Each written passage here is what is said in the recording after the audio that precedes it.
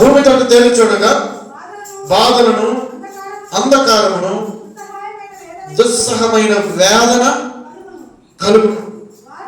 వారు గడాంధకారములోనికి. అదండి ఎక్కడికి వెళ్తున్నారు? దేవుడేమో వెలుగులో ఉండబట్టి మనిషి ఎక్కడికి వెళ్తున్నాడంట? చీకట్లోకి వెళ్ళిపోతున్నాడు, గాఢాంధకారంలోకి వెళ్ళిపోతున్నాడు, కనబలిగైపోయే స్థలానికి వెళ్ళిపోతున్నాడు, పతనమయ్యే స్థలానికి వెళ్ళిపోతా ఉన్నాడు.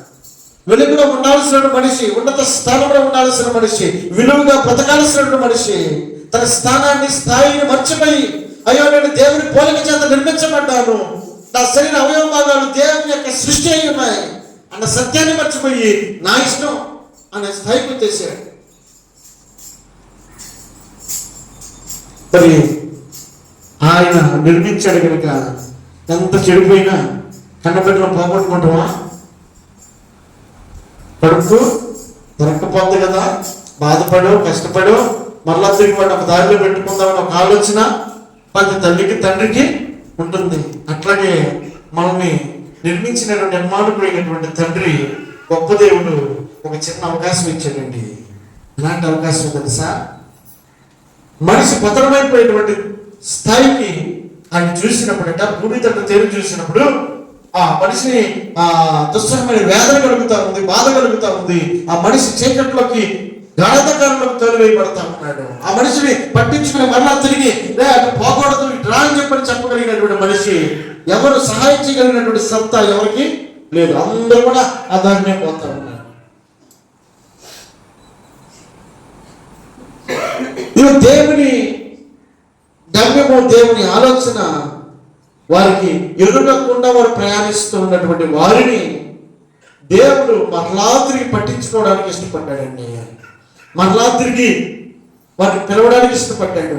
వాక్యం సెలవిస్తుంది, యోహాను సువార్త 3వ అధ్యాయం 16వ వచనంలో ఒక మాట జ్ఞాపకం చేసుకుందాం. యోహాను సువార్త 3వ అధ్యాయం 16వ వచనం.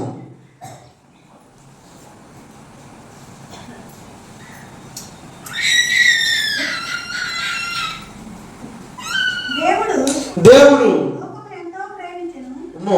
చూడండి, దేవుడట ఈ లోకమును ఎంతో.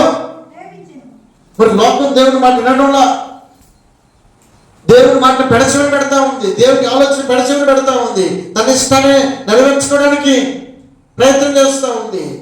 దేవుడి వారికి సెలవిస్తున్న మాట ఏమిటంటే, నరుల చెడుతనము భూమి మీద గొప్పగా ఉందంట. మంచితనం లేదో, చెడుతనం గొప్పగా ఉందంట. మంచితనం కనపడ్డంలా.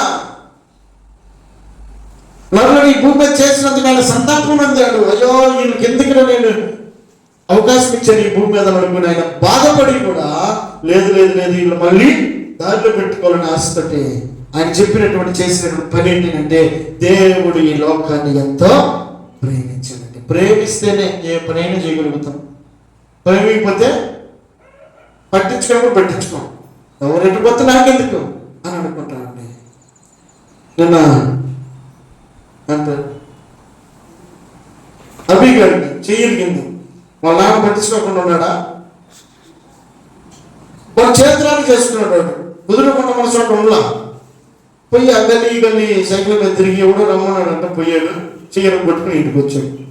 లాగి 2 బీకి కట్ట పోవాలని చెప్పి వదిలేచ్చుగా.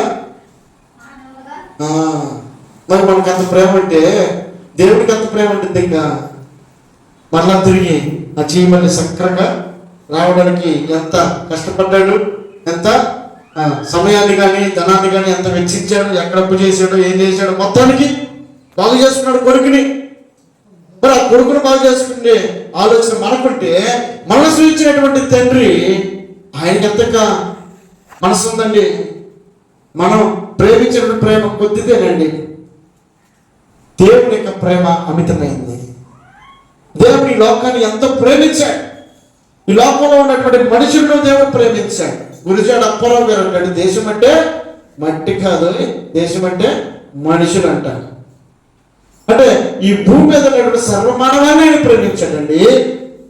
ఒక కులాన్ని మాత్రమే కాదు, ఒక మతాన్ని మాత్రమే కాదు, వర్గ విభేదాలు లేవు. యేసుక్రీస్తు అందరికీ ప్రభు అయి ఉన్నాడు. అందుకే ప్రపంచ దేశాలు ఆయన కూడా ఆడుతూ ఉన్నాయి. ఆయన ఒక ప్రాంతానికి మాత్రమే దేవుడు అయినాడు, కానీ ఆయన సర్వ సృష్టికర్త ఉన్నాడు కనుక దేవుడు కనపరచగలుగుతాడు. దేవునికి మహిమ కలుగును గాక. హల్లెలూయా. కాబట్టి ఆ గొప్ప దేవుని యొక్క మనసులో ఉన్నటువంటి ఆలోచన, ఇదిగో దేవుడు ఈ లోకాన్ని ఎంతో ప్రేమించాడు, దానికి కొలత లేదు, ఎంతో ప్రేమించాడంట. వాడు ఎలాంటి జీవితం జీవించినా, ఎలాంటి స్థితిలో ఉన్నా, ఎలాంటి వెనకబాటుతనంలో ఉన్నా, ఎలాంటి పరిస్థితుల్లో ఉన్నా, ఎలాంటి అయిష్టమైనటువంటి పరిస్థితిలో ఉన్నా, ప్రేమ ఆయన నీ పట్ల నా పట్ల కలిగి ఉన్నాడు. అందుకే దేవుడు ఈ లోకాన్ని ప్రేమించాడు. దేవుడికి మహిమ కలుగును గాక. హల్లెలూయా. ప్రేమించిన దేవుడు ఏం చేశాడు? కాగా ఆయన అద్వితీయ అని అంటే ఇక రెండో కొడుకు అనే వ్యక్తి లేడు, ఒకే ఒక కుమారుడు. ఆ కుమారుడు అద్వితీయ కుమారుడైన పుట్టిన వాణి యందు విశ్వాసముంచు ప్రతి వాడికి నశింపక. అదండి, ఎవరు ఎందుకు విశ్వాసం ఉంచాలి? ఇగో చెప్తున్నటువంటి మాట,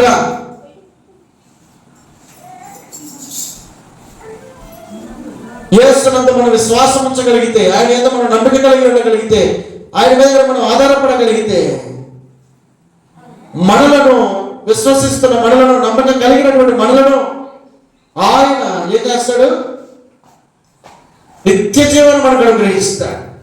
ఇంతటితోటి ఈ ప్రాణం ఇంతటితో ఆగిపోవాలని ఆయన కోరుకున్నా. ఈ ప్రాణం ఎక్కడ చేరాలి తెలుసా?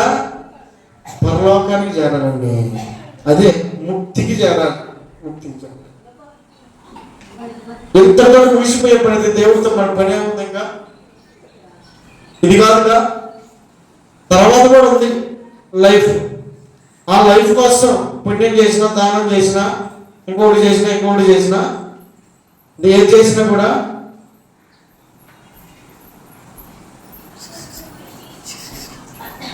కనుక దేవుడి వాక్యం సెలవిస్తాం. దేవుడి లోకాన్ని ఎంతో ప్రేమించను, కాగా అద్వితీయ కుమారుడు ఎన్నుకున్నట్లు. ఎవరిని అడిగిన పెద్ద చదవాలన్నమాట.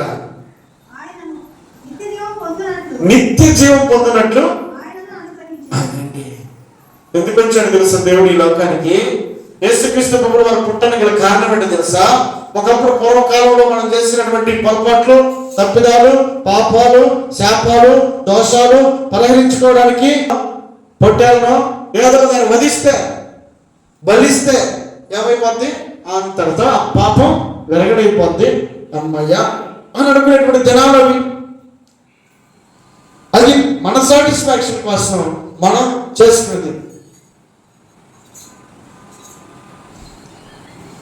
మనం చేసిన తప్పులకి నోట్లేని జంతువులు బలిస్తే మన పాపం ఎలా పరిహరించబడుతుంది? కాదు కదా. మనం చేసిన తప్పిదాలకి మనలాంటి వ్యక్తి, ఒక వ్యక్తి బలి అవ్వాలి. మనందరి పాపముల నిమిత్తమై బలి అవ్వాలండి. బలి అవ్వాలి అంటే బలికి తీసుకొచ్చినటువంటి ఏది కూడా అపవిత్రంగా ఉండకూడదు. గుడ్డిదో, కుంటిదో, లేకపోతే ఇంకోటి దాన్ని బలికి తీసుకొని రాదు. బలికి తీసుకొచ్చేటప్పుడు అది బాగా మంచి ఆరోగ్యకరమైనది ఉండేదాన్ని బలిస్తారు. దేవుడికి ఇచ్చేటప్పుడు శ్రేష్టమైనది ఇచ్చేటప్పుడు బలిస్తారు. ఇప్పుడు ఈ భూమి మీద ఉన్నటువంటి మనిషి పాపాన్ని పోగొట్టేటువంటి ఏ పవిత్రమైనటువంటి మనిషి లేడు. ఇదిగో దేవుడు అనుగ్రహించి మహిమను రోమిలికి రాసిన పత్రిక అయిపోయిన మాట అది. ఎవరు కూడా అందరూ పాపము చేసి ఉన్నారు. ఎవరు కూడా నీతిమంతులు లేడు, ఒక్కడును లేడు. అందరూ దారి తప్పి భక్తిగా తొలగిపోయి ఉన్నారంట. మరి ఆ పవిత్రమైనటువంటి రక్తాన్ని చిందించాలి అంటే ఒక వ్యక్తి ఈ భూమి మీద అందించాలి. ఈ భూమి మీద అందించాల్సిన వ్యక్తి పవిత్రుడై ఉండాలి, నిష్కల్మషుడై ఉండాలి, పాపంలో చేరిన వ్యక్తి అయి ఉండకూడదు. తర్వాత నిర్దోషి, నిష్కల్మషుడు, పాపంలో చేరిన ప్రత్యేకంగా ఉన్నవాడును. ఇట్టి ప్రధాన యాజకుడు మనకు సరిపోయిన వాడు.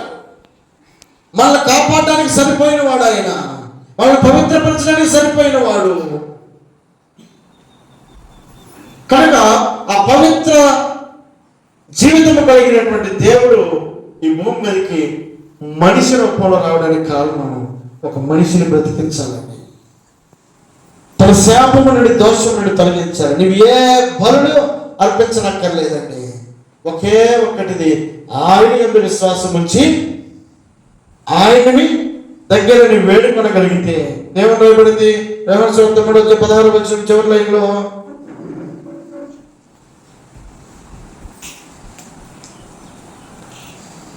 దేవుని లోకమును ఎంతో ప్రేమించెను కాగా ఆయన తన అద్వితీయ కుమారునిగా పుట్టిన వాని యందు ఎవరైతే విశ్వాసం ఉంచుతారో, విశ్వాసం ఉంచే ప్రతి ఒక్కరికి, నువ్వు నమ్మిక లేకుండా వస్తే, అపనమ్మకంతో వస్తే కాదు, కానీ నువ్వు నమ్మికతో నువ్వు రాగలిగితే విశ్వాసం ఉంచే ప్రతి ఒక్కరికి నశింపక, అదండి దేనికోసం వచ్చి తెలుసా, మనందరికి నిత్య జీవం ఇవ్వడానికి ఆయన ఈ లోకానికి వచ్చాడు. తన మానవుని తనని వదిలిపెడితే మనిషి ఎక్కడికి వెళ్తున్నాడు తెలుసా, నరకానికి వెళ్ళిపోతున్నాడు, చీకట్లోకి వెళ్ళిపోతున్నాడు.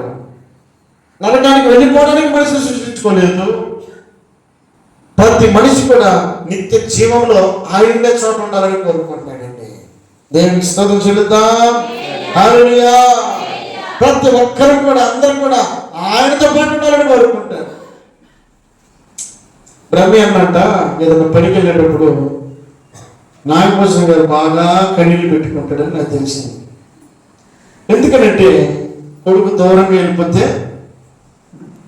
తండ్రి సంతోషంగా ఉండగలుగుతాడా? లేదు కదా. ఇప్పుడు దేవుడు సృష్టించుకున్నటువంటి మనుషుల్ని, నీకు సృష్టించుకున్నటువంటి దేవుడు నరకానికి పంపడానికి మనుషులు తయారు చేసుకున్నాడా? కాదు కదా. ఆయనతో పాటు ఆయన ఇంట్లో ఉండాలని కోరుకున్నాడు. ఆయన ఇంట్లో ఉండాలి అంటే మనం ఆయన అర్హతను కలిగి ఉండాలి. ఆయన అర్హత ఏమైందంటే పవిత్రత, నిష్కల్మషము, పాపంలో చేరక ప్రత్యేకంగా ఉండేటువంటి పరిశుద్ధత నీలో నాలో మనలో కనబడాలని, ఆ కనబడినటువంటి వ్యక్తికి నిత్య జీవం అనుగ్రహించాలని దేవుడు ఆశపడతా ఉన్నాడు. ఆయనతో పాటు ఉండాలని కోరుకుంటా ఉన్నాడు. ఆ పవిత్రత నీకు నాకు అనుగ్రహించడం కోసం ఈ లోకంలో మనిషిగా ఈ భూమి మీద 33.5 సంవత్సరాలు బతికాడండి. 33.5 సంవత్సరాలు, 33.5 సంవత్సరాలు తన యవ్వన కాలంలో ఆయన శిలువ మీద తన ప్రాణాన్ని మన కోసం ధారపోసాడు. నువ్వు చేయాల్సిన పని ఏంటో తెలుసా? 10,000 పెట్టి బయట కాదు, నువ్వేం సహృదయంతో, మంచి హృదయంతో చేసిన తప్పుని, దేవా ఇదిగో ఈ పొరపాటు చేశానయ్యా, ఈ తప్పిదం చేశానయ్యా, నీ ఆలోచన ఇది, నా ఆలోచన ఏమో ఇది, తెలుసా నీకు ఇంతవరకు పాపం చేశాను, పొరపాటు చేశాను, దయచేసి నన్ను క్షమించయ్యా అని ఒక్క మాట నీ నోట పడిస్తే మొత్తం కొట్టి వెళ్ళిపడతాయి. నాయకులు చెప్పినట్టుగా రుణమాఫీ మేము వస్తే మొట్టమొదటి సంతకం రుణమాఫీ లేదంటే అంటే వాస్తవాలు వాళ్ళు చెప్పిన తర్వాత చేయాలిగా. ఆయన కూడా చెప్పాడు మనకి, ఏమి చెప్పాడు? తమయందు విశ్వాసం ఉంటుంది. ఏమని రాయబడింది అక్కడ? ఇదిగో దేవుడి లోకం ఎంత ప్రేమించిన కాక తన అద్వితీయ కుమారునిగా పుట్టిన వాని యందు విశ్వాసం ఉంచు. ఎవరి యందు విశ్వాసం ఉంచాలి? పుట్టిన వాని యందు విశ్వాసం ఉంచాలి. ఎవరు పుట్టారు? యేసుక్రీస్తు ప్రభువు వారు ఈ భూమి మీద మనిషిగా పుట్టాడు. ఆ మనిషిగా పుట్టినటువంటి యేసునందు మనం విశ్వాసం ఉంచి, యేసయ్యా నా పాపం క్షమించయ్యా. అక్కడ ఏమని రాయబడింది? విశ్వాసం ఉంచి ప్రతి వాడు నశింపక నిత్య జీవం పొందుతాడండి, పరిశుద్ధుడైపోతాడు. ఇక కోర్టులు అక్కర్లేదు, రాయాలు అక్కర్లేదు నడిపించుకోవడానికి. పర్సనల్ గా నీవు ఉండే చోటకి వెళ్ళిపోయి ఎవరికి నీ చెప్పుకోవాల్సిన పని లేదు. అయ్యా ఈ పని చేసింది వాస్తవమే, నేను తప్పే చేశాను, నన్ను క్షమించయ్యా, అయిపోయింది. నీ పాపం మొత్తం తుడిచిపెట్టేసాడు దేవుడు. ఎంత సులభంగా దేవుడు నీకు నాకు అవకాశాన్ని ఇచ్చాడండి. అవకాశాన్ని సద్వినియోగపరచుకోవాలి. మనం ఇప్పుడు 1వ తేదీ నుంచి 10వ తేదీ దాకా రేషన్ ఇస్తున్నారంటే 11వ తేదీ అయితే ఉంటుందా? ఉండదుగా. ఒక డేట్ ఫిక్స్ చేసినప్పుడు అంటే దేవుడు నీకు నాకు మనకు ఈ భూమి మీద ఉండగానే, మనిషిగా ఉండగానే మనం చేసిన తప్పిదాలు ఏమి, పొరపాట్లు ఏమి, పాపాలు ఏమి, శాపాలు ఏమి, అవిదైతే ఏదుందో ప్రతిదీ కూడా ఒక్క మాటతో అదే నువ్వు నిజం ఒప్పుకో, శిక్ష తగ్గిపోద్దని చెప్పినట్లు పోలీసులు 10 సంవత్సరాలు వేసేది 5 సంవత్సరాలు అయినా. ఇప్పుడు ఈయన అంటాడు 10 సంవత్సరాలు కదా 5 సంవత్సరాలు, అసలు ఏమీ లేదు పోను అంటాడు. నువ్వు ఒప్పుకుంటే కాదు, నేను దాచిపెట్టుకుంటానంటే నీ ఇష్టం అని అంటాడు. ఒక మనిషికి అవకాశం ఇవ్వడానికి, ఒక మనిషిని సరైన మార్గంలో నడిపించడానికి, మరలా తిరిగి జీవాన్ని అనుగ్రహించడానికి, మరణమైపోవడానికి అవకాశంగా ఉన్నటువంటి వ్యక్తికి చేయూతనిచ్చి చేయబట్టుకుని పడిపోయే వ్యక్తిని లేవదీయడానికి యేసుక్రీస్తు లోకానికి వచ్చాడండి. దేవునికి మహిమ కలుగును గాక. హల్లెలూయా. కనుక ఈ గొప్ప దేవుని యొక్క ఆలోచన నీ పట్ల, నా పట్ల, మనందరి పట్ల ఉందండి. ఈ రోజు నేను ఇక్కడ నిలబడి ఉన్నాను అంటే నేను దేవుడితో ఒప్పుకున్నాను, దేవుడితో చెప్పుకున్నాను. ఒకప్పుడు నేను కూడా పుట్టుతో అందరూ పరిశుద్ధం అయిపోతామా? కాదు కదా. తెలుస్తుంది నీకు అన్నీ ఉంటాయి, తర్వాత తెలుసుకొని ఒప్పుకోవాలి. ఒప్పుకున్న వ్యక్తి పరిశుద్ధుడు అవుతాడు. ఒప్పుకొని విడిచిపెట్టేవాడు ఏమన్నా కనికరాన్ని పొందుతాడండి. వాక్యం చెప్తున్నమాట, తప్పిదములను ఒప్పుకొని విడిచిపెట్టేవాడు కనికరము పొందును, దాచిపెట్టుకునేవాడు వర్తిల్లడు అని రాయబడింది అక్కడ. దాచిపెట్టుకుంటే ఎంతకాలం దాచిపెట్టుకున్నా మనం వర్తిల్లడానికి అవకాశం ఉండదు. ఎప్పుడైతే ఒప్పుకొని విడిచిపెడతామో ఉదయం ప్రశాంతంగా ఉంటుంది. దేవుడు మనందరికీ సరైనటువంటి చక్కటి మార్గంలో ఇప్పుడు దాకా చేసే కలిగి నాకు వద్దు, ఇది నా మార్గం కాదు, నా ఆలోచన కాదు అని అనుకుని మళ్ళా తిరిగి మనం మంచి మార్గంలో నడవడానికి ప్రయత్నించే మనస్సు మనం కలిగి ఉండగలిగితే దేవుడు ఎంతో సంతోషిస్తాడు. నీకోసం నిత్య రాజ్యాన్ని అనుగ్రహించడానికైనా ఇలా మనకు వచ్చాడు. దేవునికి మహిమ కలుగును గాక. హల్లెలూయా. ఎప్పుడైతే నీ హృదయంలోకి ఆయనకి స్థానం ఇస్తావో అక్కడి నుంచి నీ కొత్త జీవితం ప్రారంభమవుతుందండి. దేవుడు ఈ లోకంలో కడదించడానికి గల కారణం నిన్ను, నన్ను, మనను ఆయన ఏ ఉద్దేశంతో ఈ భూమి మీద పంపించాడో ఆ ఉద్దేశాన్ని నెరవేర్చేటువంటి వ్యక్తిగా నేను చూడాలని ఆయన కోరుకుంటున్నాడు. ఆ కోరుకున్న దాన్ని తగినట్టుగా నేను ప్రవర్తించగలిగితే నిజమైన క్రిస్మస్ నీ నుండి ప్రారంభమవుతుంది. దేవునికి మహిమ కలుగును గాక. హల్లెలూయా.